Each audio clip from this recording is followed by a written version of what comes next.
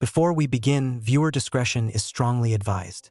The following is for educational and entertainment purposes only. This is the verbatim federal courtroom testimony of the Shaun Diddy Combs trial as reported by Inner City Press. No1 expected her to show up. No subpoenas, no leaks, no public statements. But on the seventh day of testimony, Blake Lively walked into the courtroom, not as a spectator but as a witness. The room fell silent. The media whispered in disbelief. Her career had always seemed untouched by the chaos of the industry's darker corners. But today that illusion was shattered. Her voice trembled as she took the oath, then steadied as she stared across the courtroom at Shaun Diddy Combs. Her first words echoed like a punch to the chest. "He has taken me to the Diddy tunnels." What followed was not just testimony. It was an unraveling of power, manipulation, and secrets buried beneath mansions, behind velvet ropes, and under city streets. This wasn't about music. This was about survival. It began with whispers. A name was on the schedule that hadn't been leaked, subpoenaed, or speculated on by the press. When the doors opened and she stepped into the courtroom, the atmosphere shifted instantly. Blake Lively, actress, fashion icon, A-lister. The media froze. The gallery collectively held its breath. No one expected her to be here, not as a celebrity in attendance but as a sealed federal witness. Cameras weren't allowed inside, but the moment was unmistakable. The defense team scrambled. Diddy turned away. His expression tightened the second he saw her take the stand. For years, Blake had been one of the industry's cleanest faces. Never a headline scandal. Never a PR meltdown. But now she was about to upend the very narrative that protected her. She sat down quietly. No glam squad, no handlers. Her voice was soft, even hesitant, until the oath was complete. Then she looked straight ahead and said 7 words that made the entire courtroom fall silent. "He has taken me to the Diddy tunnels." The judge leaned in. Diddy's team immediately objected, but the prosecution pushed forward. The witness was protected. The testimony already cleared. Blake continued, her eyes wide but her voice steady. "I've only told this story once, years ago, and even then I left parts out. But after what I've seen in this courtroom, I can't leave it buried anymore." The courtroom was still adjusting to the shock of her presence when she began laying the foundation. How she and Diddy first crossed paths at a luxury fundraiser in 2014. Then again at a music video shoot in Malibu. At the time, she assumed it was all industry small talk, VIP crossover, casual celebrity circles. Nothing stuck out. Not until the 2016 afterparty following a well-known award show. "He told me, 'Let me show you something my guests never see.' I assumed he meant art or something silly. I didn't know what he meant until it was too late. That moment, casual, dismissive, seemingly harmless, would change everything." Blake Lively's voice shifted as she recounted the night in question. She described the location in detail. An exclusive post-award party at a private estate in the hills of Los Angeles. Hundreds of guests, valets in white gloves, photographers kept at the gates. Inside, the party was opulent, like a designer ad come to life. But she said something felt off. "I've been to my share of Hollywood parties, but this wasn't one of them. It had all the glitz, the music, the champagne, the guest list, but something about the energy was wrong. Cold. Like everyone was performing." She explained how Diddy approached her around 1 a.m. after most guests had filtered out. He smiled, gave her a drink, and told her he wanted to show her something private. She hesitated, but curiosity got the best of her. What followed was a slow walk through the back of the mansion, past velvet-draped hallways, until they arrived at a wall covered in framed vinyl records. That's when it happened. He pulled one of the frames and the wall shifted open behind it. A narrow elevator. Industrial. Unfinished. No music. No polish. Just a steel box and a silence that made her stomach drop. I asked if this was part of the house. He said, "This is the real house." Then he pushed the button and we went down. She described the descent long, slow, too deep to be a basement. The air changed, she said. She remembers the smell. Dust, ozone, something metallic. Her hands trembled on the stand as she continued. When the doors opened, it wasn't a room. It was a corridor. Concrete, echoes, no windows. I turned around and the elevator door had already shut. He smiled like it was a game. The corridor had branching hallways. Some led to closed rooms, others deeper underground. Diddy led her wordlessly through what she described as a bunker, not a basement. She noticed thick doors, soundproof walls, blinking red lights on the ceilings. Some doors had numbers, others had names. And then I asked him where we were. He didn't answer. He just kept walking. The final room they entered had no window but mirrored walls. She said her breath caught when she looked up and saw a camera. Just one, pointed directly into the room. He said this was Studio M. I thought it was a joke. But it wasn't. It was very real. Blake Lively's testimony deepened with every word, dragging the courtroom further into a narrative that sounded too unbelievable and yet too detailed to be fiction. She described the tunnels as industrial, old, not recently built, reinforced steel in places, sand-colored paint peeling off the walls. The lighting wasn't residential. It was motion-activated, dim, barely enough to see ahead. But it was the silence that stayed with her. It was the quietest place I've ever been. Like the air itself didn't want to make noise, she said. Diddy walked her through what appeared to be a central hub underground. A junction of tunnels with signs coded in numbers and short phrases like M2 entry, red check hall, and crimson staging. When she asked what the phrases meant, he told her, "You don't need to worry about that." The mirror room, or Studio M, was the only space that had visible furniture, but it wasn't what she expected. A couch, 2 chairs facing the mirrored wall, and a table with a metal pitcher of water. Through the mirrored glass, she could see into another chamber inside. A girl sat under bright white light, pale, still wearing a red wristband. I didn't understand what I was looking at, Blake said. It looked like an audition room, but the girl wasn't performing. She was waiting, like she didn't know anyone could see her. She asked Diddy again, "Why are we down here?" He reportedly smiled and said, "Because this is where the real deals are made." Blake said she immediately felt unsafe. She asked to leave. He told her the elevator wouldn't return for 20 minutes. "Stay," he said. "Learn something." But when she turned to look back into the glass, the girl inside was no longer sitting. She was standing, facing the mirror directly. She couldn't see me, but she was looking like she knew. At that moment, Blake said something inside her snapped. I knew I had to get out, even if I had to run blind through the tunnels. She found the elevator control panel. It wasn't locked. She slammed the button over and over until the doors opened. When she looked back, Diddy was leaning in the doorway. He said, "Just one thing. Remember, this room sees everything." She didn't sleep for 3 nights. She never told the full story until now. The room was freezing, not in temperature but in atmosphere. Blake said she could feel it in her teeth. Not fear, not adrenaline, something colder, like something had already happened before she even arrived. As she stood in Studio M, looking through the one-way mirror, she described a strange realization. The girl inside wasn't alone. A shadow moved just beyond the glass. Not a person, not quite a silhouette. And then someone stepped into the room dressed in gray slacks, gloves, and a headset. They didn't speak. They simply walked up to the girl, whispered something, and left. The girl nodded once, then turned to face the mirror again, directly into Blake's line of sight. "She couldn't have seen me, but she was looking at me," Blake said softly in court. "Like she knew I was there, and she didn't look scared. She looked resigned." The mirror room, she realized, wasn't just surveillance. It was a stage not for performances but for processing. She saw a second chair, an old CRT monitor, and a file folder on the table. All red. The folder had no name, just a symbol, a capital C intersected by a line. The next moment broke her. A sound came from a speaker in the corner of Studio M. A static buzz and then audio. Not music, not instructions. A voice she recognized, her own. It was audio of her laughing from the upstairs party. A brief offhanded laugh, and then her voice saying, "Oh my God, you're ridiculous." A moment she remembered from earlier that night. The party had been bugged. "I realized in that moment," Blake whispered in court. "They were listening long before we went underground." She looked at Diddy, who hadn't moved during her testimony, then back at the judge. "That's when I stopped feeling like a guest and started feeling like a product." After hearing her own voice played back in that room, Blake knew she had to get out fast. She reached the elevator, repeatedly slamming the call button until the doors opened. But what chilled her more than anything wasn't what she heard or saw. It was what Diddy said. As she stepped inside to leave, he walked over, leaned against the wall, and said, "Now you know why people stay quiet." The elevator closed. That was it. But the silence didn't stop there.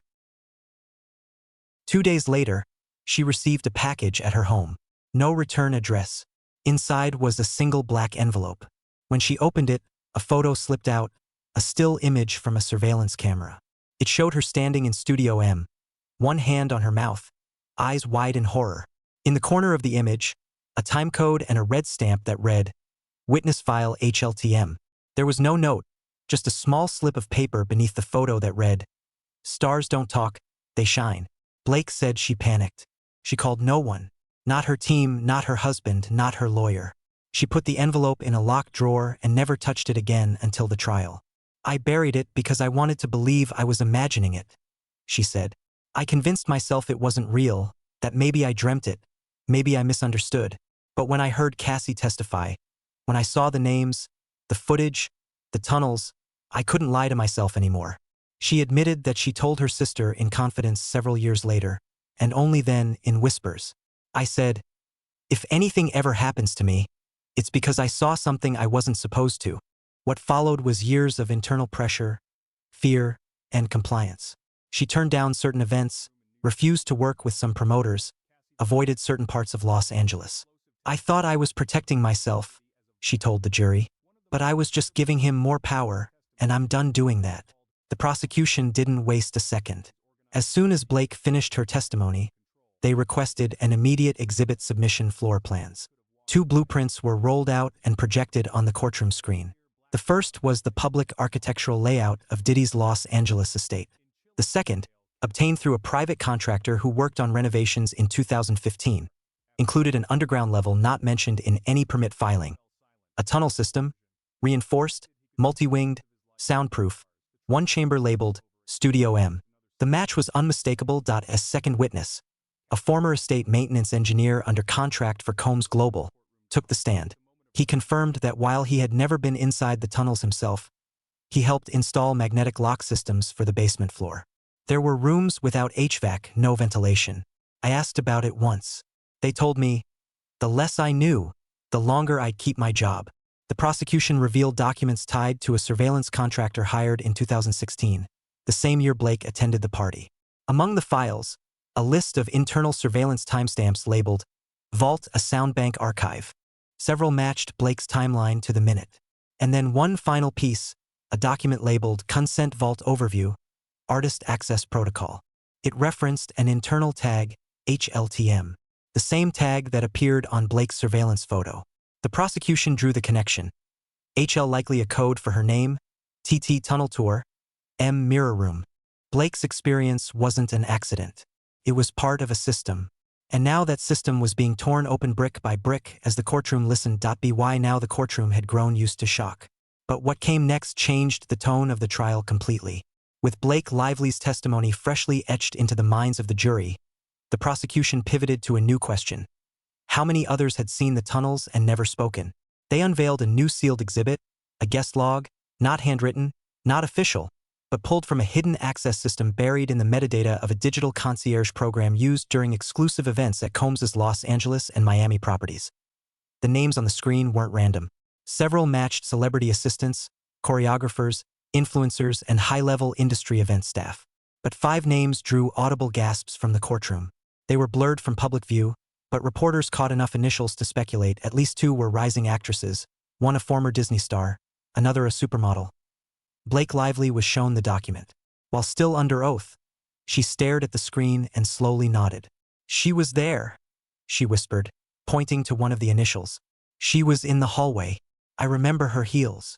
Prosecutors introduced a key witness next, a whistleblower from an art gallery that previously partnered with Diddy's brand on a 2018 fashion exhibit. He claimed the private installations at the event doubled as invitation-only influence rooms for networking, NDAs, and film sessions. People thought they were being recruited for sponsorships, but it was surveillance. If you reacted wrong, you were blacklisted. If you reacted right, you got a deal. He claimed several models were shown into the underground lounge and that each one received a colored bracelet after red, green, or silver. When asked if he saw Blake Lively at any point, he shook his head. "No, but I saw her name once on a folder. Red ink, circled." The prosecution submitted a final forensic analysis from a confiscated device found during an earlier raid. Inside was a document folder titled Crimson Loop Assets. Several audio clips were recovered, including one where a woman's voice can be heard muttering, barely audible through static. He said, The tunnels change you. You come back different. The jury shifted in their seats. Diddy stared down at the table, unmoving. Until this point in the trial, Shaun "Diddy" Combs had maintained a carefully constructed courtroom presence. Quiet, detached, almost smug. But when Blake Lively recounted the exact wording of his last statement to her, "This room sees everything," something broke. He leaned into his attorney, whispered frantically, and then out of nowhere stood up. "She wasn't supposed to say that," he shouted, pointing toward the stand. Security stepped forward. The judge slammed the gavel and called for order, but the damage was done. His face flushed, his hands shook. For the first time, he wasn't a mogul or a brand. He was a man exposed. Blake didn't flinch. She held her ground, locked eyes with him, and said, "You knew I'd eventually speak. You just hoped I'd be too scared." The courtroom gallery erupted in murmurs. Reporters flooded their feeds. The outside world, already shaken by the earlier revelations, now turned fully against him. Social media exploded. Hashtags like Blake Testifies and Diddy Tunnels began trending worldwide. Former co-stars of Blake came forward expressing support. A-list celebrities posted vague but emotional messages. One wrote, "There's more. There's always been more." Even figures who once partied with Diddy now distanced themselves, purging old photos and deleting collaborative posts. It became clear this wasn't going away. This wasn't a scandal. It was a collapse. Prosecutors seized the moment and moved for an emergency expansion of the case's scope to unseal multiple previous settlements involving Combs and associated production companies. The judge approved. A list of 12 names was submitted for subpoena. And through it all, Diddy remained silent, broken, furious, exposed. His team requested a recess. It was denied, because the court had just heard from a witness no one thought would speak. And her voice, calm, trembling, and resolute, had shattered the illusion of untouchable power. With the courtroom still shaken by Diddy's outburst and the evidence on the record, Blake Lively was allowed to make a closing statement. It wasn't rehearsed. It wasn't polished. It was real. She stood, looked out at the jury, and spoke slowly. "For years, I told myself it wasn't real, that what I saw couldn't have been what I thought it was. But that lie became a prison. I smiled through interviews. I walked red carpets. I acted like I hadn't seen what I saw because speaking out meant risking everything." Her voice cracked, but she didn't stop. "But silence doesn't protect you. It just delays the damage. I wasn't physically harmed. I wasn't blackmailed, but I was marked, tagged, cataloged. And when you realize you were treated like an asset, not a person, something in you dies." She turned to the judge, then the gallery. "I came here today not to take him down, but to stand up because I know there are other girls who saw that hallway, who stood in front of that mirror, who got the envelope in the mail and told themselves it was nothing." She paused. Then one last sentence. "If this is what it takes to wake people up, then I'm wide awake now." As she stepped down, the courtroom rose in silence. Not applause, not sympathy, respect. Blake exited the courtroom alone. No team, no entourage, just the weight of her words following behind her. Later that day, federal agents raided 2 new properties linked to Combs' shell companies. Among the items seized were additional drives labeled M Sessions, physical guest logs, and one velvet-lined lockbox containing 6 more red wristbands, each marked with initials. No one knows how far the tunnels go or how many names are buried in the dark. But one thing is clear. Blake Lively's voice cracked the wall, and the echoes are just beginning. Just when the courtroom thought the revelations had reached their peak, the prosecution introduced one final exhibit. A photograph, not a screenshot, not a digital capture. A physical photograph printed on aged, slightly curled matte paper found during a federal raid on a locked file cabinet inside a Combs-owned property in Brentwood. It wasn't labeled. No metadata, no stamp, just a quiet, chilling image. It showed a hallway, not grand, not staged. Industrial concrete walls, a single fluorescent bulb overhead, and in the center of the frame, Blake Lively. She was younger, no makeup, wearing a loose black dress, and no shoes. Her expression vacant. Not frightened, not angry, just resigned. She was standing just outside what appeared to be the entrance of Studio M, a mirrored wall behind her reflecting part of the corridor. And in that mirrored reflection, partially blurred and out of focus, was